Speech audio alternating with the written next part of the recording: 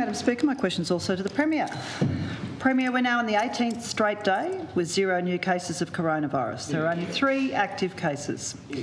Thanks to the incredible efforts of public health and Tasmanians doing the right thing, the North West outbreak has been contained. Restrictions are being eased early. Premier, you'll agree the immediate threat has passed, but the danger of a devastating second and third wave is real. It's critical that we examine Tasmania's COVID response to ensure we're better than ready if that happens. You've said there'll be a time for an inquiry to do this. With restrictions easing and the parliamentary break coming up, why isn't that time now? A motion to establish a joint parliamentary inquiry to examine the COVID response was tabled in this place by the Greens on the 30th of April, and another will be tabled upstairs by the member for Nelson. Premier, despite a solid response to the pandemic from your government and no evidence that you've got anything to hide, you are dismissive of this parliamentary process. What are you afraid of? The Honourable the Premier. Thank you, Madam Speaker. And look, I thank the Leader of the Greens for that question. And to be clear, in terms of scrutiny, we're not afraid of anything. And in fact, we are partaking in significant scrutiny at the moment. And I think that's a point that you understand. You might have a view in terms of the role that you might play in it, but I think it's worthwhile pointing out to the Parliament and to those and to those people that are watching this morning. In terms of scrutiny, I think I've attended almost 70 press conferences almost on a daily basis explaining our response and taking you don't think that journalists can ask questions? It's not a parliamentary process. You don't think that journalists can ask questions? You're not the font of all knowledge about the COVID response. Yes, order please. Could we just have a little bit of respect? I like the way the Parliament was going in this new world. Look, Madam Speaker, Utopia. The point that I'm attempting to make firstly is that as far as scrutiny is concerned, this government has been, I think, the most transparent government in history in terms of the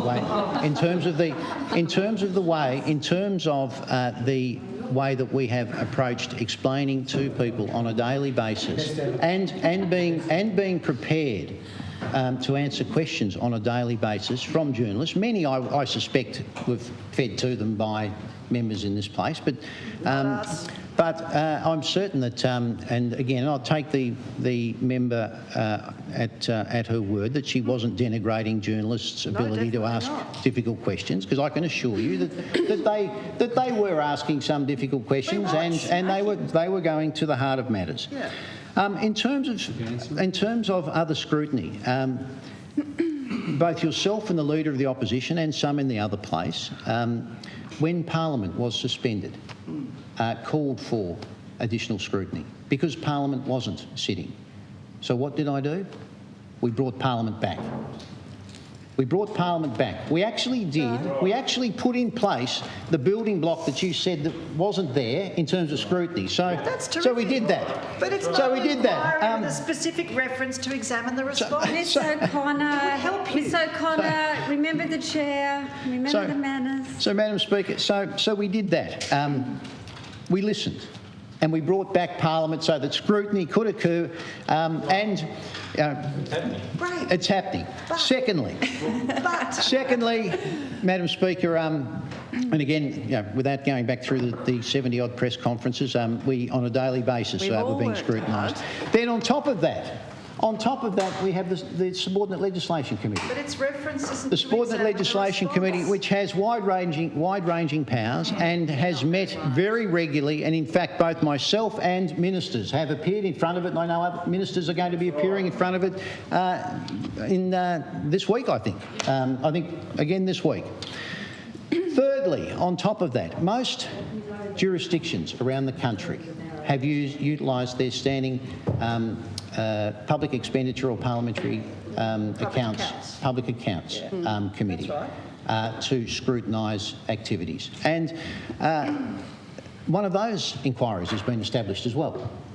One of those inquiries has been established as well, and I'm sure that the chair, I'm certain that the chair of Public Accounts will not mind me saying this, that I rang him and offered myself up Yeah, good. for that Public Accounts Committee. I briefed them already, and I understand that that there is now an inquiry in front of us, That's of which very narrow. I will be appearing at, I think, later this month. And I have made myself available through the parliamentary recess as well, if the Public Accounts Committee wants to sit. And importantly, in terms of the inquiry, because the Public Accounts Committee follows the government dollar, they can inquire into just about anything. In fact, everything. The health response, they can inquire into where we've spent money in terms of supporting the community. They can inquire into every aspect of what we have done and the decisions that we have made. And yet, on top of that, Madam Speaker, we get calls for another inquiry. No, Another joint inquiry, House and inquiry I with have a to, and specific again, reference. I will go back to Order. the immediate start of my answer to the first question this morning, in that hoping that some goodwill could remain in this place. There is. Because you're calling for an inquiry. What I'm suggesting from this side of the House is that not only do we have an inquiry underway, we have two. Subordinate legislation, the Public Accounts Committee, and plus through this period, I made myself available on around 70 occasions to actually front the press and to answer questions on any particular matter. So we have been very, very transparent. The other point that I would make as well, Madam Speaker, is that we have already had an interim report provided from Public Health in terms of the North-West. And I have announced that there will be an independent inquiry that will be conducted, which I expect to have the terms of reference very shortly. I believe that consultation has occurred with the AMA, and when I can, I would think in coming weeks, announce the timeframe for that, I will do so. Will that be an open So, Madam inquiry? Speaker, Will that be open? we have a Premier that has fronted the media on 70 occasions. We have a subordinate legislation committee,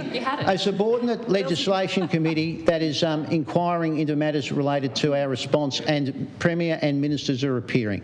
We have the Public Accounts Committee, which has laid out terms of reference and is able to range far and wide in terms of our response, and that inquiry is underway. We have an independent inquiry that has been set up, and the member wants another one. Well, it's not just But the us. member wants another one. Joint Look, I'd have to inquiry say, with a specific scope. I just wish that there could be some goodwill, because I do not know, Madam Speaker. I do not know, Madam Speaker. There's a lot of kindness in that question. What else? Well, I'm not sensing that. I'm not sensing that, Madam Speaker. Madam Speaker. Premier, I can assure you she was smiling when she said it. When she said it. Kindness, gratitude and respect. All of us can follow those, I that gave you mantra. credit in the question. And, Madam Speaker, and I'm explaining why I don't believe that there is a need for another inquiry over the top of all of the current inquiries and scrutiny that is occurring.